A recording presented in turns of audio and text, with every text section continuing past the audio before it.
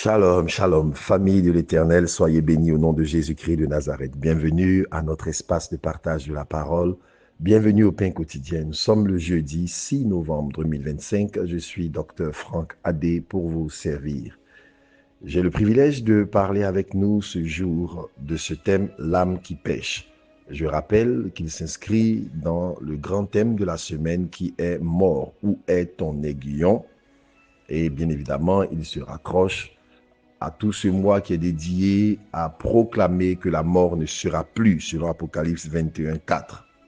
Je voudrais rendre grâce au Seigneur pour la vie de ses serviteurs, Pasteur Nathan, Pasteur Méchac, qui nous ont entraînés dans une compréhension plus profonde du mystère de la mort et surtout de ce qu'il nous appartient de faire pour pouvoir pleinement éviter et pleinement manifester la vie que Dieu veut pour nous.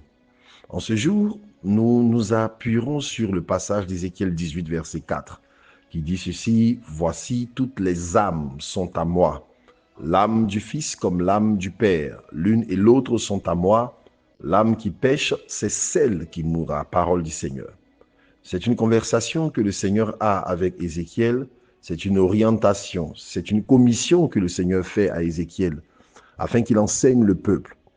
Pourquoi cette parole, pourquoi cette recommandation ou cette déclaration? Elle intervient dans un contexte où les enfants d'Israël étaient en train d'accuser à demi-mot, mais de façon ferme, le Seigneur d'être injuste. D'être injuste en ce qu'il serait en train de porter les conséquences des actions de leur père.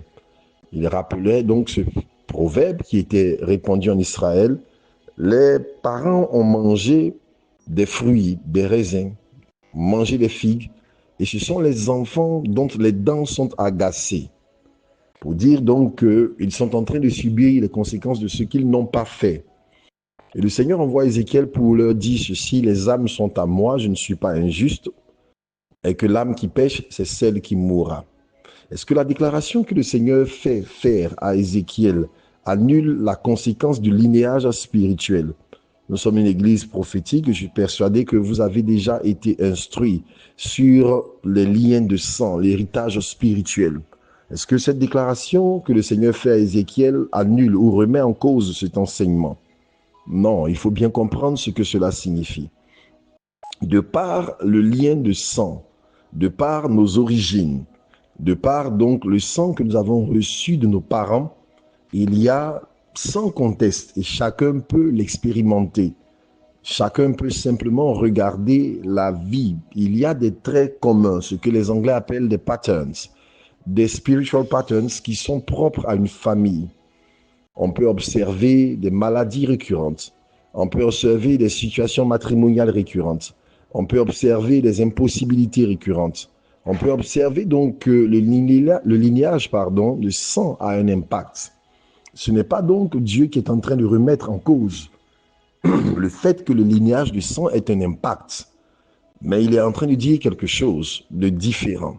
En ce qui concerne le salaire du péché, la conséquence ultime du péché, et non pas des situations de nos vies, il y a un principe qui est intangible. L'âme qui pêche, c'est celle qui mourra. Traduction toute simple: on ne peut pas mourir pour le péché de quelqu'un d'autre. On ne peut pas donc, conséquence inversée positive, on ne peut pas vivre de la justice de quelqu'un d'autre. Chacun doit prendre une décision personnelle en ce qui le concerne. Être l'enfant d'un pasteur, être l'enfant d'un chrétien ne nous donnera pas automatiquement le salut, qui est la conséquence non pas d'une transmission du sang, mais d'une transmission de l'esprit, qui se manifeste par un choix délibéré de chaque personne devant Dieu. Pareillement, le fait d'être l'enfant du pécheur le plus abominable ne nous qualifie pas automatiquement pour la mort.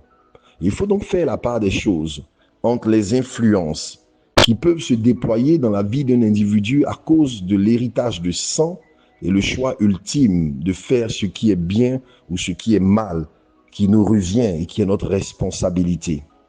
Notre histoire peut nous exposer à certaines choses plus qu'à d'autres personnes. Mais à la fin de la journée, de manière ultime, le choix de pécher ou de ne pas pécher sera toujours celui de l'homme. C'est la raison pour laquelle Dieu ne nous condamne pas parce que nous sommes pécheurs. Il nous condamne parce que nous avons péché. Certes, nous péchons parce que nous avons la nature, mais nous ne sommes pas condamnés en raison de notre nature, mais en raison de nos actions. La Bible ne dit pas tous sont pécheurs et sont privés de la gloire de Dieu, mais tous ont péché. C'est donc l'acte délibéré au cœur duquel se trouve le choix de l'individu qui déterminera son sort. Et c'est ce que le Seigneur rappelle. Toutes les âmes sont à moi. C'est l'âme qui pêche qui mourra. Nous comprenons en amont, lorsque Dieu dit que toutes les âmes sont à moi, l'âme du pécheur, l'âme du saint, l'âme de celui qui le connaît comme l'âme de celui qui ne le connaît pas, que toutes les âmes sont à lui. La conséquence, c'est que nous avons une âme qui ne nous appartient pas. Nous avons une âme qui nous est prêtée. Et celui qui est le propriétaire donc de ce souffle de vie qui a été insufflé en nos âmes en a l'exclusive possession, détention et le souverain pouvoir de décider d'appeler quand il veut, comme il veut, dans les circonstances qu'il veut. Je l'ai souvent dit, lorsque Dieu appelle, personne ne peut couper cet appel.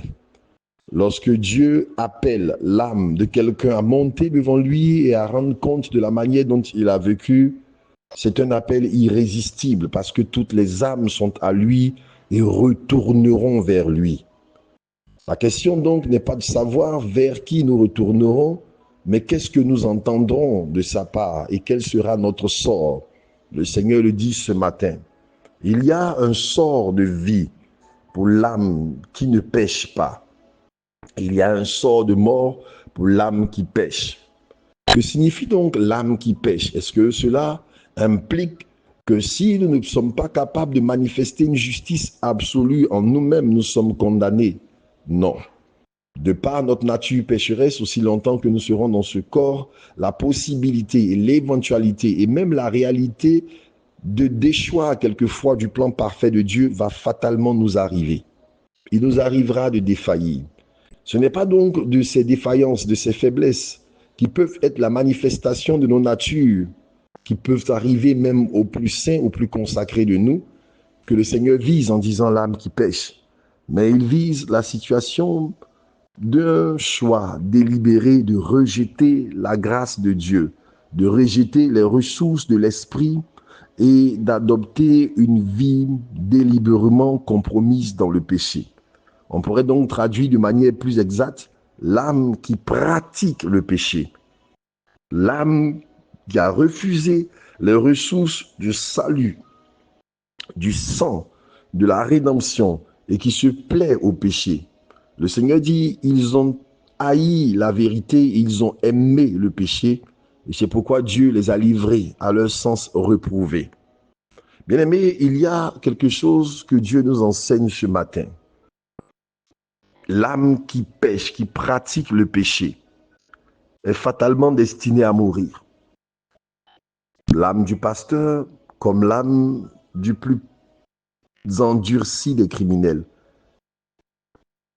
L'âme de celui qui le connaît comme l'âme de celui qui rejette. Une chose est certaine, à un certain moment de notre vie où devant la face de Dieu, ce n'est pas le statut qui va l'emporter, mais ce à quoi notre âme aura été adonnée. Et il est malheureusement possible d'avoir eu la connaissance de la vérité, de s'être déclaré publiquement pour le Seigneur et d'une manière ou d'une autre, de continuer de souscrire à une vie de péché.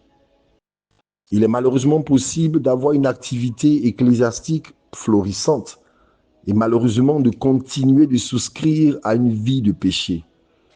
Il est tristement possible d'être appelé au service de Dieu en tant que pasteur, en tant que chantre, en tant que diacre, en tant que prophète, tout ce que vous pouvez imaginer. Et malheureusement de continuer de souscrire à une vie de péché.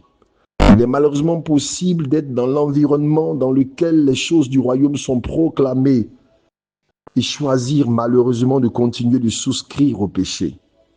C'est une exhortation dure, mais solennelle, à laquelle nous ferions bien de prêter attention. C'est que Dieu pèse les âmes. en fonction de ce critère, c'est que Dieu est saint.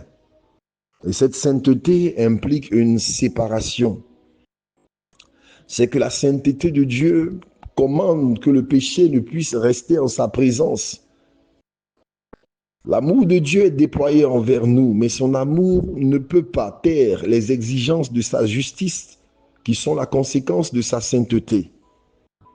Quel que soit l'amour que Dieu nous porte et sa patience envers nous, si le choix de chacun est celui de ne pas se séparer de ce qui le sépare de Dieu, la Bible nous avertit que celui qui sème pour sa chair moissonnera de la chair la corruption, et que l'âme qui pêche, c'est celle qui mourra. Et il n'y a pas de vie, il n'y a pas de promesse, il n'y a pas de bénédiction, il n'y a pas de possession, il n'y a pas d'accomplissement, il n'y a pas d'exaucement qui soit si précieux qu'il annule cette vérité simple et basique de notre évangile qui dit que à la base, Dieu nous a donné son Fils pour nous faire échapper non pas d'abord à la pauvreté, non pas d'abord au célibat, non pas d'abord à la maladie, mais au cœur du problème qui est le péché, dont les conséquences se manifestent par les choses que je viens de citer. Et il est malheureusement possible de traiter les causes sans toucher, de traiter les conséquences, sans toucher la cause fondamentale. Il est malheureusement possible que quelqu'un puisse occulter le problème fondamental du péché et se précipiter pour se marier et courir après l'argent et en recevoir et courir après les positions et y arriver et désirer ardemment se marier et pouvoir entrer dans une relation qui pourrait même être stable. Mais gardons-nous de nous laisser aveugler par ces choses que quelquefois nous mettons malheureusement plus en avant que le cœur de notre message, que le cœur de notre relation avec le Seigneur. C'est que Dieu a envoyé son Fils dans le monde pour régler un problème fondamental, celui qui nous sépare de lui. Vous n'êtes pas séparé de Dieu parce que vous êtes célibataire. Vous ne serez jamais séparé de Dieu parce que vous êtes pauvre. Vous ne serez jamais séparé de Dieu par la maladie. Vous ne serez jamais séparé de Dieu par le rejet.